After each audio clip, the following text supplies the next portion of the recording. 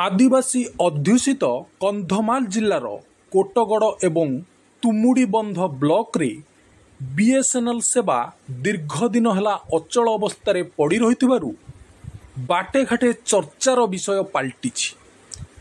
जिओ सेवा कोटगड़ ब्लॉक रे मंथर गति चलुवा बेले जनसाधारण छात्र छात्री ऑनलाइन पाठपढ़ा जनसेवा एवं विभिन्न विभागर कार्यक्रम रे व्याघात सृष्टि होउथिबारु साधारण रे जन असंतोष देखा मिली।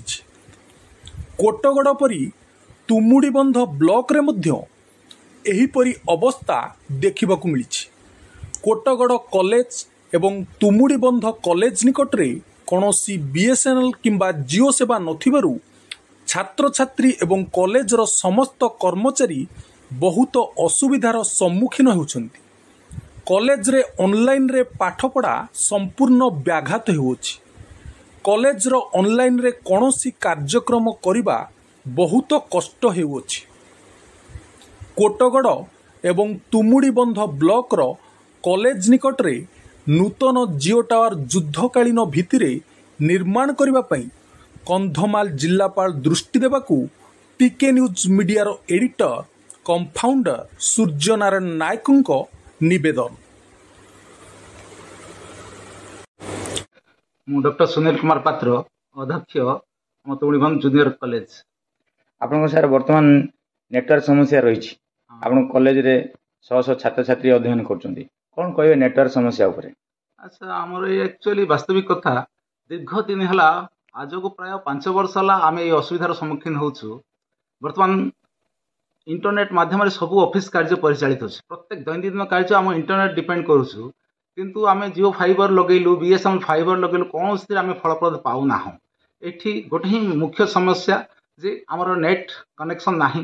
गोटे दाबी छात्र छात्री तरफ आम ऑफिस तरफ कॉलेज तरफ ए अंचल मध्य दुईटा डिग्री कॉलेज जूनियर कॉलेज उभय कॉलेज रे आमर जिओ टावर व्यवस्था नाही जोड़ा कि आमे सबुदिन बहुत हैरान हरकत होउछु। ऑफिशियल कार्य बाधा प्राप्त होउछु। हमको दौड़िया पड़ुछि छक को रामपुर छक को जो जाकि आम ऑफिस कार्य करूछु।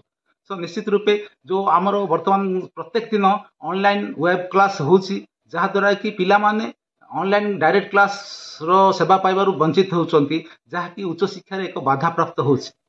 तो समस्त छात्र छात्री ए असुविधा वर्तमान सम्मुखीन करूछन्ती। वर्तमान टीके न्यूज मीडिया तरफ आपणकर कॉलेज निकट रे एवं कोटगड़ ब्लॉक रे विषय समस्या रही कॉलेज निकट रे नूतन जिओ टावर निर्माण करया पई निवेदन रही ओडिशा सरकार को यापर आपणकर कोन मतामत रही? निश्चित रूपे मु साधुवाद देवी टीके न्यूज की जे जदि आमर सेई मीडिया तरफ एभली प्रयास रही जदि फलप्रद हुअंती निश्चित रूपे टीके न्यूज पई आम प्रति एक आशीर्वाद स्वरूप हेबो। जो एई अंचल रे अनुष्ठान पई जो 5 वर्ष आम हैरान हरकत होउछु एथु निश्चित रूपे आम लाभ पाइबु एवं समस्त छात्र समाज आमर ऑफिस कार्य सब सुरक्षित रही पारिबो। सो धन्यवाद देवी टीके न्यूज को एहा दिगरे तुरंत पदक्षेप ग्रहण करंतु। नमस्कार मो नाम निशरानी नायक मो एनएससी डिग्री कॉलेज रो छात्री अटे सेकेंड ईयर।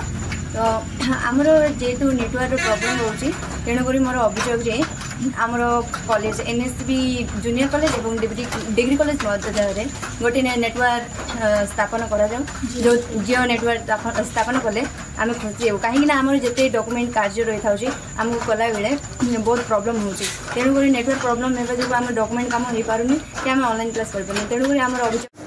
मो ना डॉक्टर विश्वेश्वर आचार्य अध्यक्ष स्नातक महाविद्यालय तुमुड़ीबंध कंधमाल।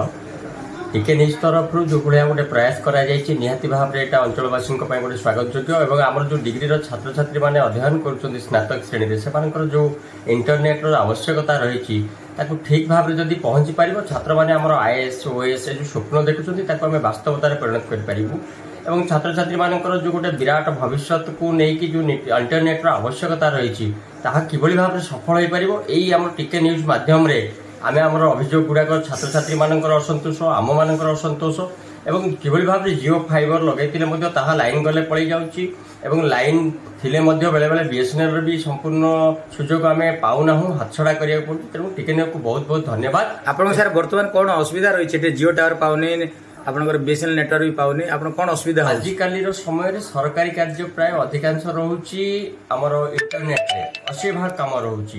ସେଇ ଦୃଷ୍ଟିକୋଣରୁ ଯଦି ଆମର ଇଣ୍ଟରନେଟ୍ ନ ରହୁଛି ସରକାରୀ କାର୍ଯ୍ୟ ଗୁଡ଼ାକ କରିବା ବହୁତ ଅସୁବିଧା ହେଉଛି। ଏପରିକି ଏଠୁ 30-40 କିଲୋମିଟର ଦୂରକୁ ଯାଇକି ରାତି ଅନିଦ୍ରା ହେଇକି ବି କାମ କରିବାକୁ ପଡୁଛି। କିନ୍ତୁ ସରକାରୀ କାମ ତ ନିହାତି ଭାବରେ ହେଇଯାଉଛି, କିନ୍ତୁ ଅଞ୍ଚଳବାସୀଙ୍କର ମଙ୍ଗଳ ପାଇଁ, ଛାତ୍ରଛାତ୍ରୀଙ୍କର ମଙ୍ଗଳ ପାଇଁ, ଅନୁଷ୍ଠାନର ମଙ୍ଗଳ ପାଇଁ ନିହାତି ଭାବରେ ଏଇଭଳି ଗୋଟେ କାର୍ଯ୍ୟକ୍ରମ କରାଗଲେ ଆପଣଙ୍କର ଏ ଯୋଉ କଲେଜ ନିକଟରେ ଜିଓ ଟାୱାର ନିର୍ମାଣ କରାଗଲେ ଟିକେ ନ୍ୟୁଜ୍ ମିଡିଆ ତରଫରୁ ଓଡ଼ିଶାର ମାନ୍ୟବର ମୁଖ୍ୟମନ୍ତ୍ରୀଙ୍କୁ ଆମେ ନିବେଦନ କରୁଛୁ, ନୂତନ ଜିଓ ଟାୱାର ନିର୍ମାଣ କରାଗଲେ ଏଠାର ଶହ ଶହ ଛାତ୍ରଛାତ୍ରୀ ଉପକୃତ ହେବେ ଏବଂ এই କଲେଜର ସମସ୍ତ କର୍ମଚାରୀ ଉପକୃତ ହୋଇପାରିବେ। ନିହାତି ଭାବରେ ଗୋଟେ ସ୍ୱାଗତ ଯୋଗ୍ୟ ପଦକ୍ଷେପ। ତେଣୁ ଟିକେ ନ୍ୟୁଜ୍କୁ ଆମେ ନିହାତି ଭାବରେ ସମ୍ବୋଧନ ସହିତ କହୁଛୁ, ନିହାତି ଭାବରେ ସେ ଆମର ଶୁଭେଚ୍ଛା বা ଆମର এই ଯୋଉ ଅସୁବିଧାର ବାର୍ତ୍ତାଟାକୁ ସେ କୋଉ ଜାଗାରେ କେମିତି ଭାବରେ ପହଞ୍ଚାଇଲେ ସମାଧାନ ହେଇପାରିବ ସେଥିପାଇଁ ଆମେ ଅନୁରୋଧ କରୁଛୁ ଅନୁଷ୍ଠାନ ତରଫରୁ, ଛାତ୍ରଛାତ୍ରୀମାନଙ୍କ ତରଫରୁ ଏବଂ ଅଞ୍ଚଳବାସୀଙ୍କ ତରଫରୁ। ସରକାର ବର୍ତ୍ତମାନ ଯୁଦ୍ଧକାଳୀନ ଭିତରେ ନୂତନ ଜିଓ ଟାୱାର ତୁମୁଡ଼ିବନ୍ଧ ବ୍ଲକର ଏବଂ କୁଟଗଡ଼ ବ୍ଲକର କଲେଜ ନିକଟରେ ନିର୍ମାଣ କରିବା ପାଇଁ ଟିକେ ନ୍ୟୁଜ୍ ମିଡିଆ ତରଫରୁ ନିବେଦନ।